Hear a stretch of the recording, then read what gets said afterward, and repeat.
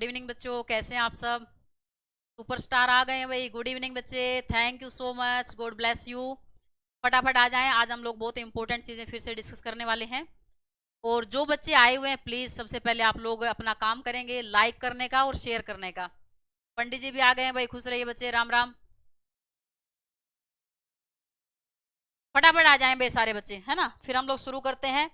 और आज का दिन बहुत ही विशेष दिन है, खासकर टीचर्स के लिए, शिक्षकों के लिए। सबसे पहले तो मैं हमारे गुरुजनों को, जिनकी बदौलत हम आज यहाँ तक पहुंचे हैं, उन सबको तहे दिल से धन्यवाद देना चाहूंगी। और मेरे सारे साथी शिक्षकों को, पूरे देश के टीचर्स को हैप्पी टीचर्स डे। इस जहां के मंजर जितने हैं, मेरी आंखों के ख्वाब उतने हैं, तुमसे पढ़कर ही मैंने समझे हैं इस जिंदगी के ख्वाब जितने। सभी सम्मानित शिक्षकों को हार्दिक शुभकामनाएं। वेरी गुड बच्चे, सारे टीचर को बहुत बहुत बधाई भाई। और आज के दिन को थोड़ा सा जानते हैं कि ये कब शुरुआत हुई, क्यों मनाया जाता है, क्या विशेष है। आप लोग सब जानते हैं और जानना भी चाहिए कि अगर हम, हमारी जो भी पर्सनैलिटी है, जैसे भी व्यक्ति हम बनेंगे, उसमें सबसे ज्यादा जो योगदान होगा वो होगा टीचर का। और इसीलिए एक आपने श्लोक सुना होगा बचपन से, बहुत ही फेमस और मेरा फेवरेट श्लोक है वो, गुरु गोविंद दोऊ खड़े काके लागू पाए, बलिहारी गुरु आपने जिन गोविंद दियो बताए। कहने का मतलब कबीर दास जी इसमें क्या कहते हैं कि मेरे सामने दो इंसान खड़े हुए हैं, एक है हमारे गुरु और दूसरे हैं साक्षात ईश्वर यानी भगवान। और मुझे समझ में नहीं आ रहा है कि मैं सबसे पहले किनके चरणों में अपना, किसके पैर छूऊं मैं दोनों में से।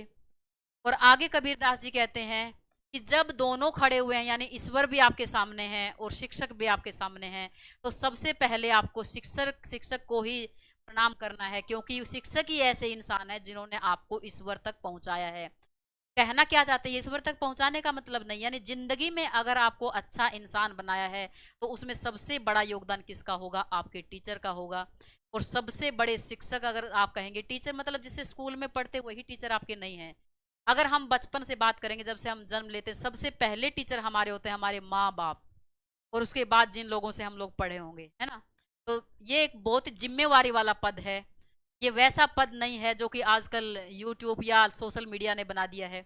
बहुत जिम्मेवारी वाला पद है। जैसा अगर आप बात करेंगे जिनके लिए इसको मनाया जाता है, हाँ अभी रोयल पढ़ेंगे, तुम्हारे बारे में भी पढ़ेंगे थोड़ा सा, जिनके जन्म दिवस के रूप में इनको हम लोग सेलिब्रेट करते हैं शिक्षक दिवस को, अगर उनके बारे में आप जानेंगे तो उनका एक लाइन था, बहुत फेमस हुआ, कि पूरी दुनिया में अगर सबसे ज्यादा बुद्धि वाला और सबसे ज्यादा दिमाग वाला अगर किसी को होना चाहिए तो वो होते हैं हमारे शिक्षक।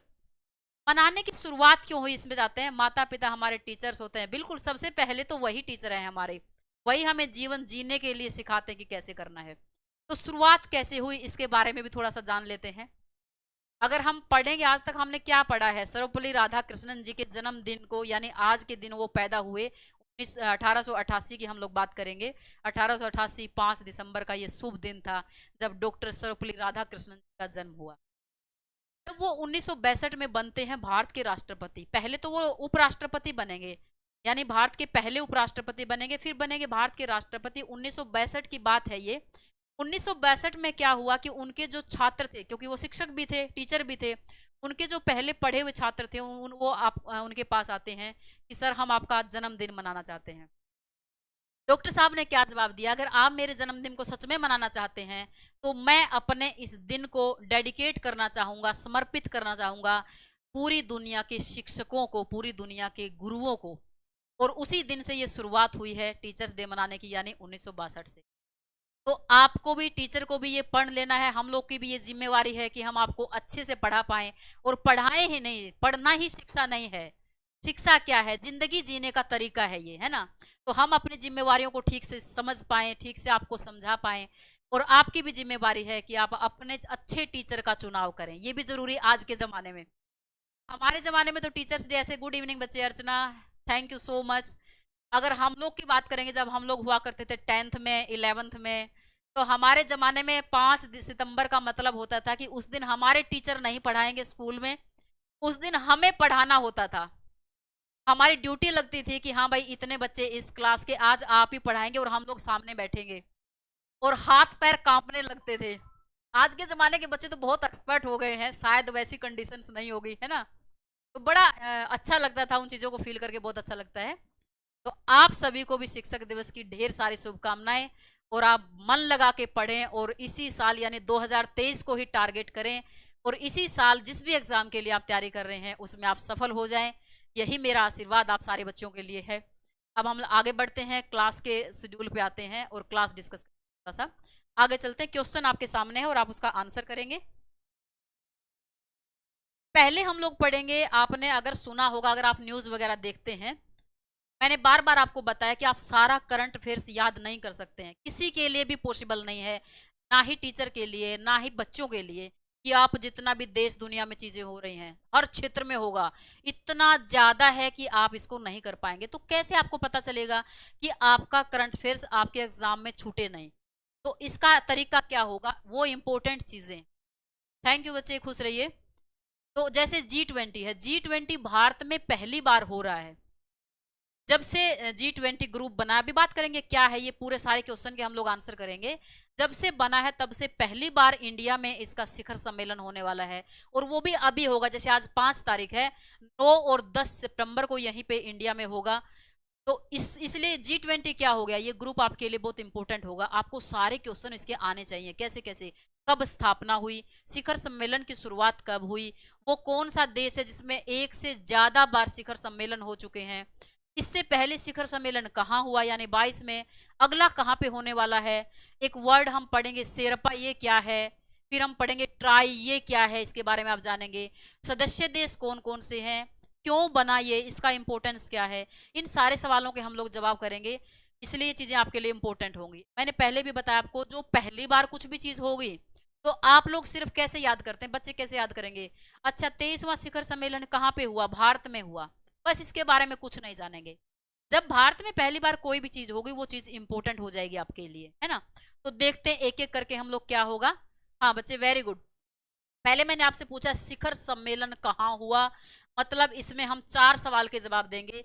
अभी 2023 में कहाँ होगा, अभी मैंने आपसे बात की 23 में कहाँ पे हो रहा है, इंडिया में।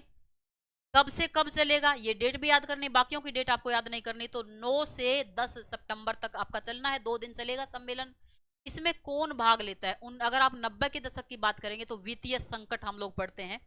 जब हम लोग आएंगे इकोनॉमी पे तो वहां पढ़ेंगे क्या क्या ऐसी कंडीशंस हुई थी, वित्तीय संकट क्यों आया, पूरी दुनिया के लिए था वो। तो वहां पे एक जरूरत महसूस हुई कि ऐसा एक संगठन बनाया जाए, एक आर्थिक संगठन बनाया जाए जहां पे सारे देश, विकसित और विकासशील सब देश मिले और एक सहयोग हो। तो ये बना कब, आपका 1999 में। अगर इसकी स्थापना की बात करेंगे तो ये एक डेट आपको याद रखनी है, 1990 में, 1999 में इसकी होती है स्थापना G20 की। लेकिन 1999 से ही इसके शिखर सम्मेलन नहीं हुए हैं। शिखर सम्मेलन है, माँ बच्चे खुश रहिए, गॉड ब्लेस यू। शिखर सम्मेलन की जो शुरुआत हुई है वो कब होगी आपकी, 2008 से, और 2008 से लगातार हर साल हुए हैं। 2 साल ऐसे आएंगे जब शिखर सम्मेलन एक ही वर्ष में 2 बार होंगे। तो वो डेट भी आपके लिए इंपॉर्टेंट हो जाएंगी कि वो कौन कौन से साल थे जब एक ही बार एक सम्मेलन ना होके एक साल में 2 बार सम्मेलन हुआ। तो इन चीजों की भी हम लोग बात करेंगे। पहले बात कर लेते हैं, फिर आप जानेंगे इसका मुख्यालय क्या है। जब भी आप अंतरराष्ट्रीय संगठन की बात करते हैं तो आपको जानना होता है कि इसका मुख्यालय कहाँ पे है, हेडक्वार्टर इसका कहाँ पे है। अगर हम बात करेंगे G20 की, G20 एक ऐसा संगठन है, पूरे वर्ल्ड में एक ऐसा संगठन है जिसका कोई भी परमानेंट सचिवालय नहीं है। कहीं भी परमानेंट सचिवालय पढ़ने की जरूरत नहीं है। इसका सचिवालय कहाँ बनता है, जो अध्यक्ष देश होगा जहां पे शिखर सम्मेलन हो रहा है वहीं पे उसका सचिवालय अस्थायी टेम्पोररी सचिवालय बना दिया जाएगा। तो ये भी इंपॉर्टेंट बात है, जो हर संगठन से अलग कुछ होगा तो वो इंपॉर्टेंट होगा आपके। तो कोई भी परमानेंट सचिवालय इसका नहीं है, ठीक है।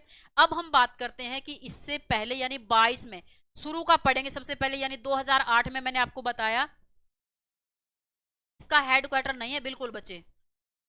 सबसे पहले मैंने बताया कि 2008 में इसका शिखर सम्मेलन हुआ है, तो वो कहां पे हुआ वो आपको याद करना है। तो सबसे पहला शिखर सम्मेलन कहां पे होगा, यूएसए में, संयुक्त राज्य अमेरिका में होगा, वाशिंगटन डीसी में। उसके बाद आपको याद करना है कि 22 में कहां पे हुआ था। ये 3 साल बहुत इंपॉर्टेंट होंगे आपके लिए। 2022 में यानी भारत से पहले कहां पे हुआ, 2023 यानी अभी तो भारत में हो रहा, आपको पता है इसका। और अगला कहां पे होने वाला है, ये तीनों इंपॉर्टेंट है कि इसी से हम एक वर्ड पता चलेगा जिसका मैंने अभी जिक्र किया। इसको हम लोग एक वर्ड बोलते हैं जिसको बोलते हैं ट्रॉय। हाँ, तो पढ़ेंगे यहाँ पे क्या है। 2022 की अगर बात करते हैं तो ये हुआ था आपका इंडोनेशिया में। ये याद रखना आपको, कहाँ पे हुआ, इंडोनेशिया में। 23 वाला मैंने अभी आपको बता ही दिया, ये कहाँ हो रहा है, होने जा रहा, अभी हुआ नहीं है। 2 और 10 सितंबर को होगा भारत में। और इसके बाद वाला जो होने वाला है वो होने वाला है ब्राजील में। वो कहां पे होगा, ब्राजील में। तो G20 के लिए हमेशा ये 3 देश जरूर आपको याद रखने, क्यों रखने हैं, इस वर्ड को हम बोलते हैं ट्रॉय, यानी तीनों देशों का, 3 हो गया ना, तो इसको क्या बोलेंगे, इन देशों के जो जितने भी अध्यक्ष होंगे, कौन कौन काम करते हैं ये भी पूछेंगे आपसे, कि इस सम्मेलन में भाग कौन लेते हैं। Balram ji good evening. कौन भाग लेंगे, तो ये होंगे उस देश के वित्त मंत्री और उस देश के सेंट्रल बैंक के हेड। जैसे हमारे देश में सेंट्रल बैंक क्या है, आरबीआई है, तो आरबीआई के हेड और हमारे वित्त मंत्री इसमें सम्मेलन में भाग लेते हैं। अगर मान लीजिए दूसरी जगह हो रहा, मान लीजिए ब्राजील में होगा, तो भारत का प्रतिनिधित्व कौन करेगा, भारत को रिप्रेजेंट कौन करेगा, तो वो करेंगे हमारे वित्त मंत्री और रिजर्व बैंक के यानी आरबीआई के अध्यक्ष जो होंगे उस टाइम पे। दूसरा एक वर्ड यूज होगा और उसका नाम है आपका शेरप्पा। इसका मतलब, ये नेपाली भाषा का एक वर्ड है और इसका मतलब होता है गाइड। आप कहीं जाते हैं, मान लीजिए आप पर्यटन के लिए कहीं जा रहे हैं, टूरिस्ट पे जा रहे हैं और आपको कोई चीज देखनी है, किसी चीज के बारे में जानना, तो आप देखेंगे वहां गाइड आपको सब बताएगा। तो ये शेरपा जो वर्ड है ये क्या है, गाइड है। किसके लिए, आपके वित्त मंत्री जा रहे हैं, आपके आरबीआई के अध्यक्ष जा रहे हैं, इनके बारे में, या हमारे देश में अगर हो रहा है तो ये क्या है, पर्सनल रिप्रेजेंटेटिव है। ये एक ब्यूरोक्रेट्स होते हैं, ऑफिसर होंगे, और यही सारा स्ट्रेटजी बनाएंगे, यानी एक तरह से गाइड करेंगे इनको, नेताओं को गाइड करने के लिए। बिल्कुल आपने सही लिखा है रोयल, अमिताभ कांत। अगर आपसे पूछा जाएगा कि 2023 जब भारत में सम्मेलन हो रहा है, शिखर सम्मेलन G20 का, तो इसके शेरपा किसको बनाया गया है, तो वो आपका नाम होगा बिल्कुल अमिताभ कांत। अमिताभ कांत जी हैं। गोविंद ओझा गुड इवनिंग बच्चे। अमिताभ कांत जी कौन है, नीति आयोग के पूर्व सीईओ रह चुके हैं। ठीक है, तो जो बनता है उनके बारे में थोड़ा याद रखेंगे, ये क्या है, नीति आयोग जो है, नीति आयोग के पहले ये सीईओ रह चुके हैं, तो ये भी आपको याद करना है। फिर आएगा आपका स्थापना, मैंने आपको बता दिया, पहला शिखर सम्मेलन भी आपको पता चल गया यूएसए में है, और यूएसए में कहां पे, वाशिंगटन डीसी में हुआ। एकमात्र देश जहां पर 2 बार शिखर सम्मेलन हो चुका है, और इसका भी आंसर क्या है, ये भी देश है यूएसए यानी संयुक्त राज्य अमेरिका। वह कौन से वर्ष थे, वो वर्ष भी आपको याद रखने हैं, जब साल में एक बार सम्मेलन ना होके 2 बार सम्मेलन हुए, और वो वर्ष थे आपके, एक साल था 2009 का और एक साल था 2010 का। यही सिर्फ ऐसे वर्ष थे जब 2-2 बार सम्मेलन हुए, यहाँ भी 2 बार सम्मेलन होंगे और यहाँ पे भी 2 बार सम्मेलन होंगे, बाकी सारे वर्षों में एक बार ही सम्मेलन होता है। आगे आपसे क्या पूछा गया है, भारत को अध्यक्षता कब मिली है, यानी एक एक साल के लिए जितने भी मेंबर हैं, जितने सदस्य देश हैं, उनको अध्यक्ष बनाया जाता है। रोयल जी, रोयल चाहिए हुए कोई बात नहीं, इनसे नहीं रहा जाता, इनके बस की बात नहीं है अर्चना। तो सदस्यता कब मिली है, मान लीजिए सम्मेलन तो अभी हो रहा, तो पहले से अनाउंसमेंट होगा ना कि भाई आप अध्यक्ष हैं, तो भारत को अध्यक्षता कब मिली है, तो वो भी आपको याद रखना, एक एक साल के लिए मिलता है। तो मिली कब है, 1 दिसंबर 2022 को। और कब तक भारत इसका अध्यक्ष रहेगा G20 का, तो पूरे एक साल के लिए। तो 1 दिसंबर 2022 से शुरू होगा और 30 नवंबर 2023 तक इसका सदस्य बना रहेगा। इसके बाद सदस्य बना दिया जाएगा किसको, ब्राजील को, जहां पे शिखर सम्मेलन होना है। ठीक है, क्लियर है। अब हम देखते हैं यहाँ के मेंबर के बारे में, और ये मेंबर अब इंपॉर्टेंट हो गए हैं आपके लिए। उन मेंबर के, उन देशों के नाम आपको याद होने चाहिए, और साथ में उन देशों की राजधानी याद कर लेंगे, क्योंकि सम्मेलन भारत में हो रहा है इसीलिए। ठीक है, बिल्कुल आसान है याद करना, 4 लाइन में दिमाग में आपको बैठा लेना है। आपको मैं पहले से बताते हैं, कोई ट्रिक याद नहीं करना, ट्रिक में मेरा बिल्कुल भरोसा नहीं है। ट्रिक आपको वहां याद नहीं रहेगी कि ट्रिक क्या थी। अगर कोई आपको ट्रिक बता दे तब तो आप बता देंगे हाँ देश के नाम यही है, ट्रिक ही याद नहीं रहेगी, तो इसलिए दिमाग में छाप लेंगे। 4 लाइन आप लोग बनाएंगे, अभी मैं मैप दिखा दूंगी, वैसे 4 लाइन बनाएंगे। पहले हम लोग चलेंगे उत्तरी अमेरिका में और दक्षिणी अमेरिका में, यानी 2 महाद्वीपों की बात करेंगे। तो सबसे ऊपर वाला देश कौन सा, इतने दिन से हम लोग मैप देख रहे हैं, थोड़ा बहुत तो आपको पता ही चलेगा। मैडम नहीं करें क्या कोई मैसेज हम, कोई बात नहीं, तुम सुधर जाओ, अभी मत करो। पढ़ लेते हैं, फिर तुम्हारे सारे कमेंट्स पढ़ेंगे। अब कमेंट्स की भी कोई दिक्कत नहीं है, डेली पढ़ लेंगे, रोने वाली इमोजी मत भेजा करो। तो अगर हम बात करते हैं उत्तरी अमेरिकी महाद्वीप की और दक्षिणी अमेरिकी महाद्वीप की, वहां पे आपको 5 देश याद करने हैं जो G20 के हैं। सबसे पहले देश का नाम क्या, सबसे ऊपर अगर हम देखते हैं कनाडा है, तो कनाडा इसका है। उसके बाद आएगा आपका यूएसए, संयुक्त राज्य अमेरिका, और उसके नीचे ही है मैक्सिको। ये 3 स्टेट हैं आपके, 3 देश हैं आपके, कहाँ पे, उत्तरी अमेरिका में। उसी के नीचे आएंगे ब्राजील, जहां पे 2024 में होने वाला है, और ब्राजील के जस्ट नीचे अर्जेंटीना। यानी 5 देश ये याद करने हैं आपको जो G20 में शामिल हैं। फिर हम आते हैं यूरोप वाली लाइन में, और नीचे तक अफ्रीका तक जाते हैं। यूरोप को और अफ्रीका को लेके चलते हैं। तो सबसे पहले यूरोप के देश को नाम याद रखेंगे, वो है यूके। यूके के बाद आएगा आपका जर्मनी, जर्मनी के बाद आपका आएगा फ्रांस। 3 देश आपको याद रखने हैं यूरोप में। फिर 2 देश खाड़ी के याद रखने हैं, वो होंगे तुर्की और उसके बाद सऊदी अरब। ऐसे आप करेंगे तो याद हो जाएगा आपको। और सबसे लास्ट में जब हम जाएंगे अफ्रीकी महाद्वीप में, तो वहां पे एक देश ही याद करना आपको, और वो है दक्षिणी अफ्रीका देश। तीसरी लाइन हम पढ़ते हैं जिसमें हमारा प्यारा भारत इंक्लूड होगा। तो अगर ऊपर से हम मैप देखना शुरू करेंगे, सबसे पहले होगा आपका रशिया, उसके बाद होगा चीन, और उसके बाद होगा भारत। लास्ट वाली लाइन मैंने 4 लाइनें आपको बताई याद करने के लिए, बिल्कुल छप जाएगी, बिल्कुल आसानी से याद होगी अगर लाइन वाइज करेंगे। अरे ये तो 4 ही लाइन है, और चारों लाइन में आ जाएंगे आपके 20 के 20 देश, 19 देश, और एक आपका यूरोपियन यूनियन आएगा। तो लास्ट की लाइन में सबसे पहले आप पढ़ेंगे जापान है। जापान के नीचे देखेंगे छोटा सा देश है दक्षिणी कोरिया, और फिर आप नीचे जाएंगे तो इंडोनेशिया, और सबसे लास्ट में जाएंगे फिर ऑस्ट्रेलिया। तो ये कितने देश हो गए आपके, 19 देश, और प्लस आपको याद रखना एक होगा आपका यूरोपियन यूनियन। यूरोपियन यूनियन क्या है, इसके लिए आपकी अलग से मैं क्लास लूंगी, उसको पढ़ लेना, इंपॉर्टेंट है वो, इसलिए बना है, क्या है, कितने सदस्य देश हैं। तो एक बार मैप देख लेते हैं क्या है इसका। ये वाला मैप अगर आप देख पा रहे हैं, एक बार बता दें भाई कौन कौन बच्चे इस मैप को देख पा रहे हैं। तो इसमें सारे G20 के देश दिए हुए हैं, और एक बार आपको पढ़ लेते हैं। मैंने यहां से बताया, सबसे पहले आपका क्या आएगा, कनाडा, यूएसए, यूएसए, यूएस नहीं लिखेंगे, यूएसए। नीचे आएगा मैक्सिको, ये हो गए आपके उत्तरी अमेरिका के देश। दक्षिणी अमेरिका में अगर जाते हैं तो यहाँ पे आएगा ब्राजील, और ब्राजील का याद रख लेंगे, सम्मेलन होने वाला है कहां पर, 2024 में। फिर आप नीचे जाएंगे तो अर्जेंटीना आपका आ जाएगा। दूसरी लाइन में बढ़ेंगे तो दूसरी लाइन में सबसे पहले आएगा यूके, उसके बाद आएगा आपका जर्मनी, फिर आएगा फ्रांस, और फिर आएगा इटली आपका छूट गया था भाई, तुर्की और सऊदी अरब आपके 2 खाड़ी देश हैं। और सबसे लास्ट में आप जाएंगे तो सऊदी अरब आएगा, दक्षिणी अफ्रीका आएगा, साउथ अफ्रीका। तो तीसरी लाइन मैंने बताई आपकी रशिया, चाइना, और हमारा प्यारा भारत, जहां पे अभी हो रहा है 2023 का। और इसके बाद लास्ट वाला आपका जापान, जापान के नीचे आपका साउथ कोरिया, इंडोनेशिया और ऑस्ट्रेलिया। और ये देशों की संख्या कितनी हो गई है, तो ये देश है आपके 19, और प्लस एक क्या होगा, यूरोपियन यूनियन। क्लियर है सबको। तो G20 से इससे अलग कोई क्वेश्चन नहीं बनेगा। अगर आपके दिमाग में भी कोई ऐसा क्वेश्चन है कि मैम इसका आंसर क्या होगा, तो आप कमेंट बॉक्स में लिख दें। रॉयल बच्चे एक बार पढ़ाने दो, अगर मैं कमेंट्स के जवाब देती रहूंगी, मेरे लिए तो आसान है, मुझे कुछ पढ़ाना ही नहीं है। आराम से आप कमेंट करते रहिए, मैं जवाब देती रहूंगी, और पूरी क्लास हो जाएगी, 1 घंटा पढ़ लेंगे, मुझे कुछ बोलना नहीं है, और होता रहेगा सारा काम। जब मैं कमेंट्स करने के लिए बोलूंगी तब आप कमेंट करेंगे, ताकि मैं सारे बच्चों पे ध्यान दे पाऊं। और आज 5 सितंबर है, इतना ध्यान रखो ताकि मैं थोड़ा बहुत अच्छा टीचर तो बन पाऊं, ताकि आप जब भी कुछ भी बने जीवन में याद रखें कि मैम ने हमें कुछ पढ़ाया था और वो हमारे एग्जाम में आया। तो इसलिए हर कमेंट का जवाब नहीं दिया जा सकता बच्चे। अब बताएं आप, अगर G20 से रिलेटेड कोई भी आपका क्वेश्चन है जो आपको नहीं समझ में आया है, या लगता है कि मैम ऐसा क्वेश्चन आ सकता है, एक भी क्वेश्चन नहीं छूटेगा, आप किसी भी एग्जाम की तैयारी कर रहे हैं, ठीक है। आगे बढ़ते हैं, आगे क्वेश्चन का आप जवाब देंगे। अगला क्वेश्चन है बिल्कुल नॉर्मल सा क्वेश्चन है, लेकिन मैंने जानबूझ के उठाया है क्योंकि जो इस देश इसका आंसर होगा वो देश बहुत इंपॉर्टेंट है।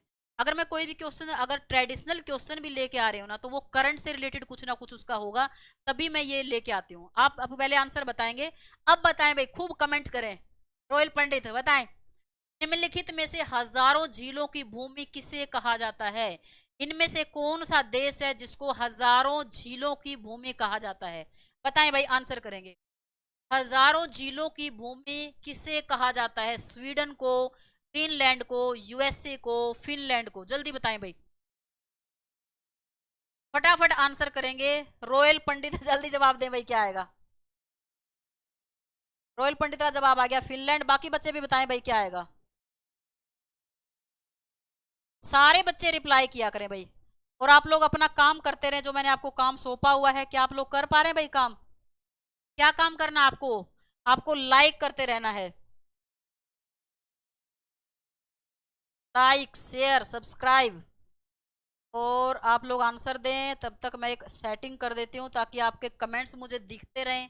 कमेंट नहीं दिखेंगे तो आप लोग बेचैन हो जाएंगे, क्योंकि 2 दिन कमेंट्स नहीं दिखे थे तो आप परेशान हो गए थे, है ना?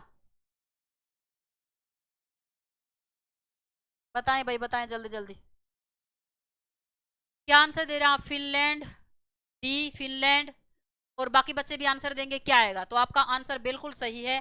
क्या आएगा आपका? फिनलैंड देश आएगा। बहुत ही प्यारा सा देश है, और इसका जिक्र हमने कुछ दिन पहले किया था जब हम लोग पढ़ रहे थे शांति सूचकांक। विश्व का शांति सूचकांक, यानी सबसे ज्यादा शांत देश, सबसे ज्यादा रहने लायक देश कौन सा है। मैंने लाइक किया हुआ है और दोस्तों को भी बोल रहा हूं। थैंक यू बच्चे। तो सबसे प्यारा देश है, बिल्कुल रहने लायक अगर पूरी दुनिया में है। ये मैं नहीं बोल रही हूँ, ये क्या बोलता है? शांति सूचकांक। वर्ल्ड का जो शांति सूचकांक आया है, मैंने आपको पढ़ाया था कि फिनलैंड का नंबर कितना? 1 नंबर पे है। और 1 नंबर पे कहने का मतलब क्या होगा? मैंने भी लाइक कर दिया अर्चना, थैंक यू बच्चे। मैडम कभी आप प्यार जताते हो, कभी डांट। टीचर का काम ही यही है बच्चे। जब आप गलत चीजों में दिखेंगे तो मुझे डांटना ही पड़ेगा। बाकी तो सारे बच्चे मेरे प्रिय बच्चे होते हैं आप लोग, है ना? तो सबसे 1 नंबर पे आने का, और लगातार बना हुआ है, ऐसा नहीं कि पहली बार आया है। सबसे कम भ्रष्टाचार वहां पे है पूरी दुनिया में। अगर सबसे कम भ्रष्टाचार कहीं पे है तो उस देश का नाम है फिनलैंड। जब हम बात करेंगे स्त्री पुरुष अनुपात की, यानी 1000 पुरुषों पे कितनी स्त्रियां वहां पे है, तो वर्ल्ड में सबसे ज्यादा जो रेशो है वो वहीं पाया जाता है। यानी पुरुषों की संख्या वहां पे कम है और स्त्रियों की संख्या ज्यादा, यानी स्त्रियों के लिए कितना ज्यादा सशक्तिकरण वहां पे है। मैम की डांट में प्यार है। हाँ थैंक यू बच्चे, अर्चना। ये बात आप याद रखेंगे। तो ये सारी चीजें होती हैं जिनको, और वहां पे अगर सामाजिक वातावरण की बात करेंगे तो किसी तरह का दंगा फसाद नहीं है। बहुत, सब दुनिया में सबसे ज्यादा सामाजिक सहयोग करने वाले लोग वहां पे पाए जाते हैं। जैसे हम लोग अपने देश की बात करेंगे, ये देश में, अपने देश में ये वाली कमी जरूर मुझे दिखती है, बाकी तो अपना शानदार देश है ये। मान लीजिए आप कहीं जा रहे हैं, खासकर मेट्रो सिटी में ऐसा है, हमारे गांव में ऐसा नहीं होता था। जब हम लोग गांव में थे तो वहां लोग कोऑपरेट करेंगे। इससे मतलब नहीं है कि आप उसको जानते हैं कि नहीं जानते हैं। मान लीजिए खेत में से कोई आ रहा है और रोड पे किसी का एक्सीडेंट हो गया है, तो तुरंत, चाहे वो बैलगाड़ी से है, पैदल है, तो वो हेल्प करने की नेचर होती है हमारे गाँव की, कि नहीं यार पहले इसको बचाते हैं। लेकिन यहाँ जब हम लोग देखते हैं, दिल्ली जैसे शहर में देखेंगे, मेट्रो सिटी, कोई मरा पड़ा हुआ है, किसी का झगड़ा है या कुछ भी हो रहा है, तो हमें क्या लगे, यार हमारा क्या लेना देना इससे। तो ये क्या होता है? ये होता है सामाजिक सहयोग, और इन चीजों की हमारे देश में कमी है, खासकर शहरों में, है ना? आप लोगों को ऐसा नहीं करना है। कितना भी रिस्क की बात हो, अगर किसी की जान की बात है तो आप सारा अपना काम छोड़ दें। ये नहीं सोचना मेरे ऊपर पुलिस केस होगा, क्या होगा, वो बाद में देखा जाएगा। हेल्पिंग नेचर जरूर होनी चाहिए, इसको सामाजिक सहयोग बोलते हैं। और ये सहयोग सबसे ज्यादा कहाँ पे पाया जाता है? तो फिनलैंड में पाया जाता है। ये तो हो गया फिनलैंड की विशेषताओं के बारे में। अब बात करते हैं कि इसको हजारों झीलों की भूमि क्यों कहा जाता है। पूरे फिनलैंड में 1,68,000 के लगभग झीलों की संख्या है, इसलिए उसको झीलों की भूमि, यानी सबसे ज्यादा झीलें दुनिया में, सबसे ज्यादा द्वीप वहां पे मिलेंगे आपको। ठीक है, तो इसलिए ये क्वेश्चन मैं लेके आई हूँ, इसका ट्रेडिशनल से ज्यादा लेना देना नहीं है। हेमा क्या लिख रहे हैं? आज टीचर्स डे ही, डांट खाओ आशीर्वाद मिलेगा। बिल्कुल, है ना? टीचर्स डे पे तो और ज्यादा जिम्मेवारी है ना, कि आपको पद से ना भटकने दें हम लोग। नेक्स्ट क्वेश्चन का आंसर करेंगे, क्या आएगा? ये फिनलैंड की मैंने कंडीशन आपको दिखा दी। आप जान लें कि इतना अच्छा जो देश है तो वो है कहाँ पे। थोड़ा इसकी लोकेशन के बारे में आप जान लेंगे, इसके आसपास के जब देश देखेंगे तो आप जान पाएंगे कि क्या है। यहाँ पे है रसिया, और ये यहाँ पे है आपका फिनलैंड। ये वाला देश है आपका फिनलैंड। इसकी राजधानी का भी नाम याद रख लेना है, होलसिंकी। सारे देशों की राजधानी, मान लीजिए बच्चे कैसे पढ़ते हैं, अगर किसी भी एग्जाम में ये पूछ लिया कि फलाने देश की राजधानी क्या है, तो वो आके पूरे वर्ल्ड के जितने देश हैं सबकी राजधानी याद करेंगे। ऐसे नहीं आता, कोई चीजें इंपॉर्टेंट होती तब आता है। अब ब्राजील में होने वाला तो ब्राजील की राजधानी आपको याद करनी पड़ेगी। इंडोनेशिया में हो चुका तो इंडोनेशिया की राजधानी आपको पता होना चाहिए। जहां पे 2 बार हो चुका उसकी राजधानी आपको पता हो, बस 2-4 याद करना होता है आपको, है ना। झीलों का नगर उदयपुर है, वेरी गुड। अच्छा, नाटो में शामिल हो गया है। तो ये सिर्फ मैंने लोकेशन दिखाने के लिए आपको बता दिया कि कहाँ कहाँ पे है ये। बाल्टिक सागर आपने पढ़ा था, इसी के पास में ये पड़ता है। नेक्स्ट क्वेश्चन का आप आंसर करेंगे, क्या आएगा। और अगला क्वेश्चन है आपसे जिसके बारे में कई बार डिस्कस किया जा चुका है, और अब देखते हैं आपको इसका आंसर आएगा कि नहीं। कॉमन सेंस का क्वेश्चन है ये। ब्राजील रियो डी जेनेरियो, बिल्कुल, और रियो डी जेनेरियो बहुत इंपॉर्टेंट है इतिहास।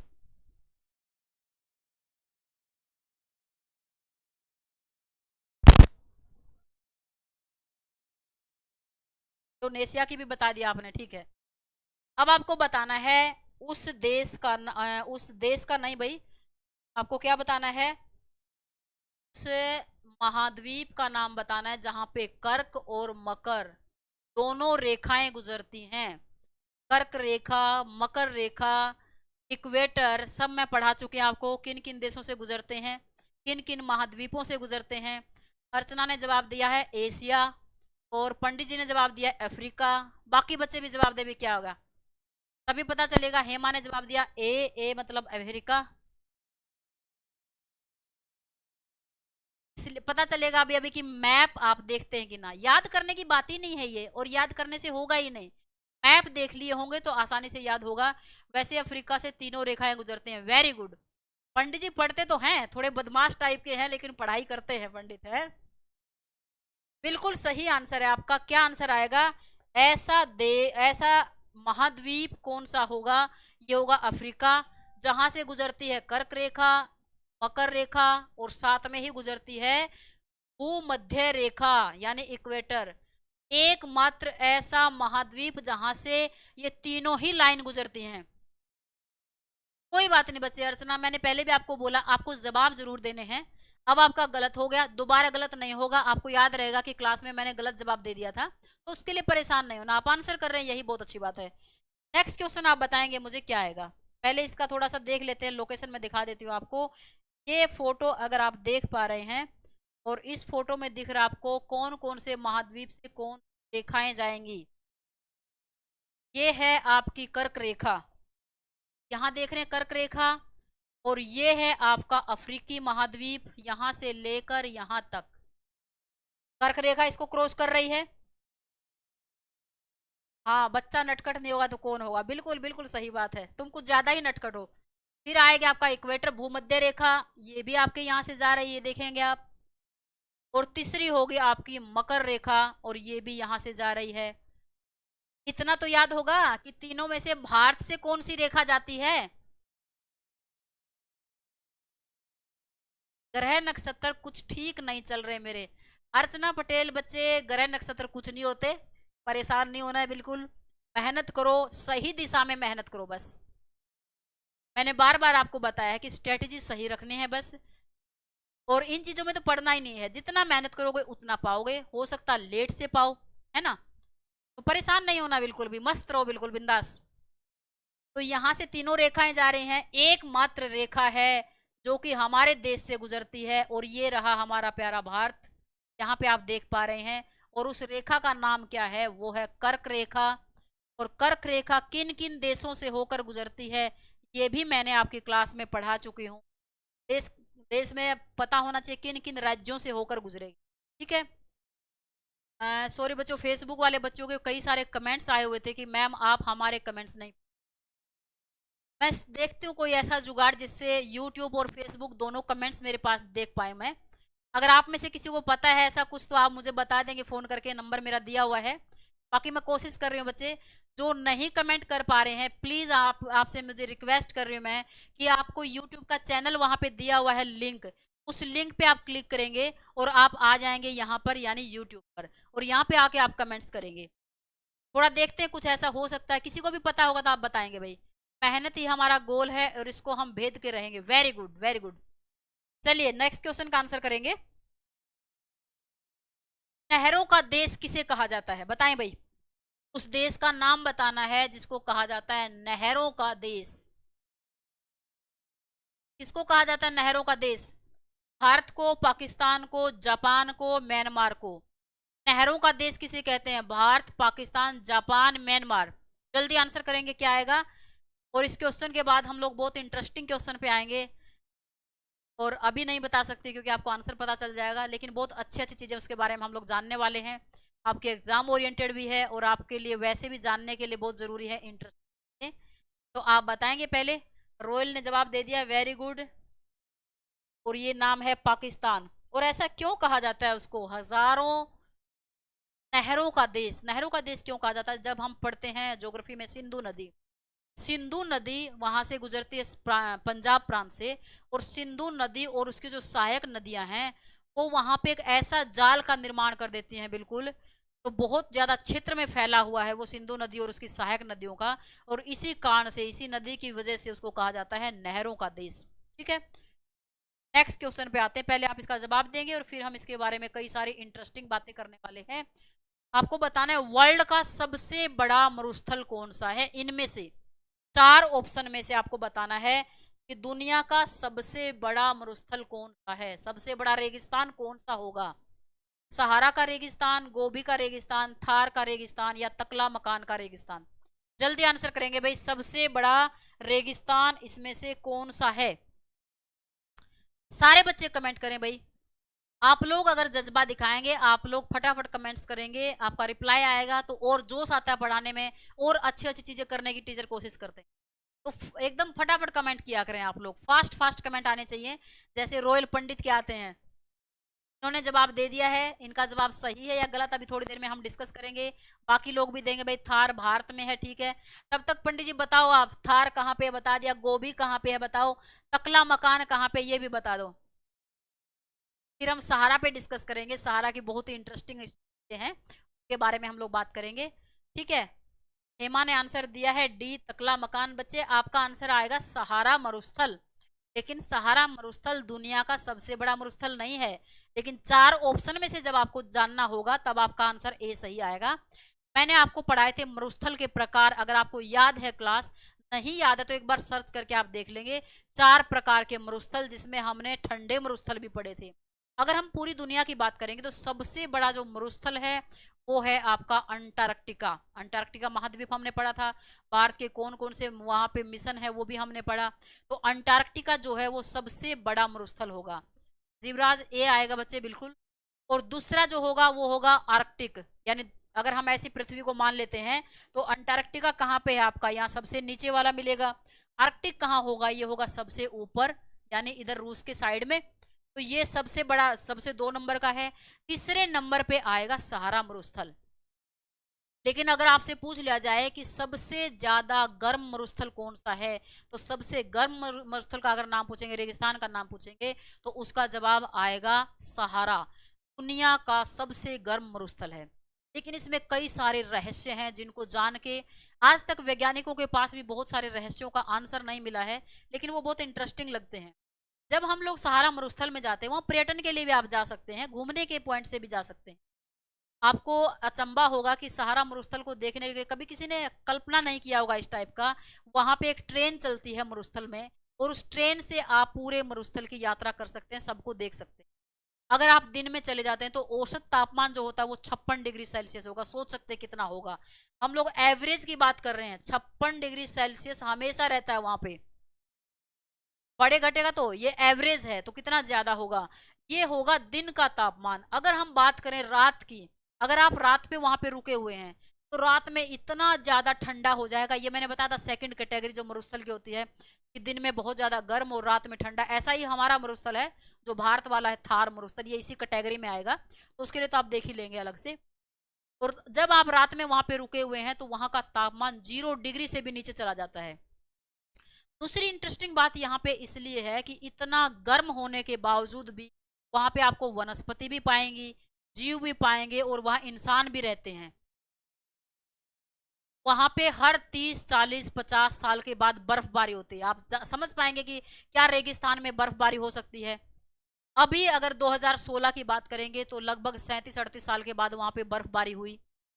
150-200 साल पहले वहां बर्फबारी हुई थी, बर्फ गिरी वहां पे, और उससे एक नदी का निर्माण हुआ बर्फ गिरने से। और अचंभे की बात है कि वहां तो अगर वर्षा की बात करते हैं, बारिश की बात करते हैं, वहां नाम मात्र की बारिश है। अगर बारिश होती भी है तो उस मरुस्थल में इतनी गर्मी है, बारिश गिरी और वो भाप बन के उड़ जाएगी।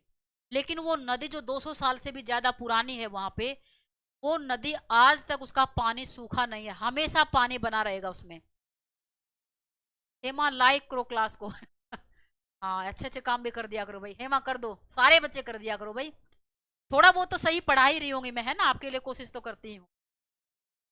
तो ऐसी ऐसी वहां पे रहस्य वाली चीजें हैं। वहां का पानी नहीं सूखता, जीव जंतु, पेड़ पौधे, इंसान वहां पानी यूज करते हैं।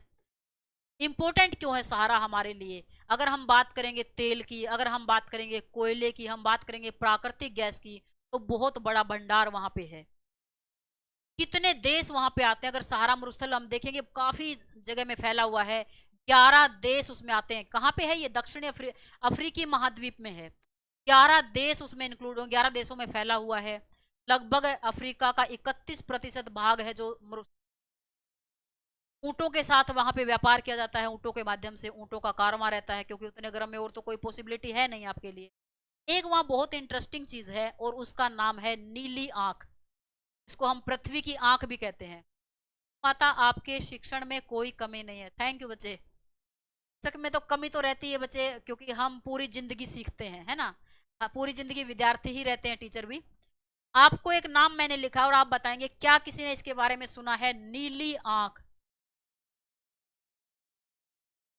लिखे भाई, किसी ने भी सुना है नीली आंख? या इसी का दूसरा नाम है पृथ्वी की आंख, इसको बोलते हैं पृथ्वी की आंख।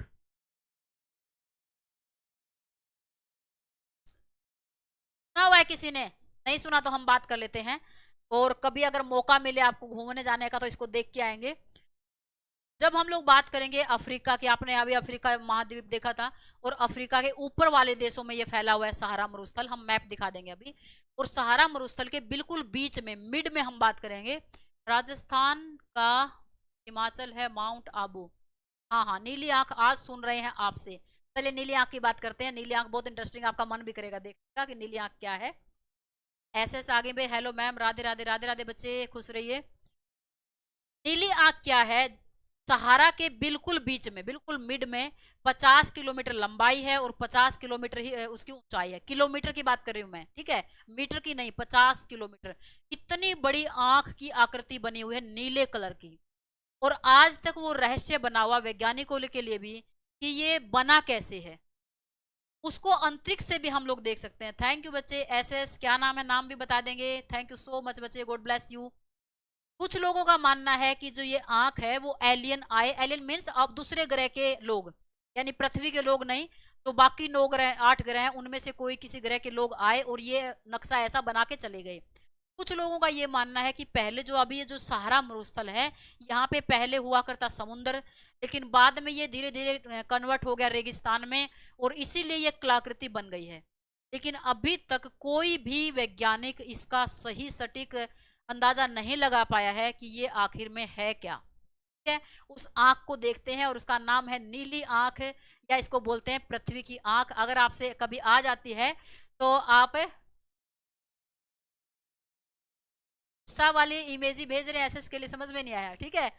तो कभी अगर मौका मिले तो आप इसको देखेंगे। और ये रही आपके सामने नीली नीली आंखें, प्यारी प्यारी आंखें। ये तो है आपका सहारा मरुस्थल, आप पहले देख लेंगे। अच्छा भाई बोल दिया, गड़बड़ हो गई।